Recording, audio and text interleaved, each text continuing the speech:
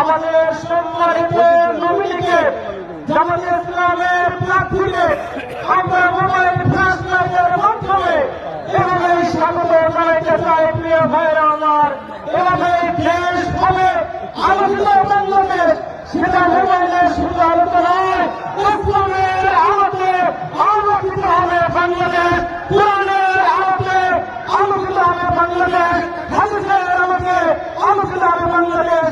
এভাবে আমরা আমাদের ইসলামের আলো কোরআনের আলো দিয়ে বাংলাদেশকে আলোকিত করতে চাই। প্রিয় ভাইরা আমার,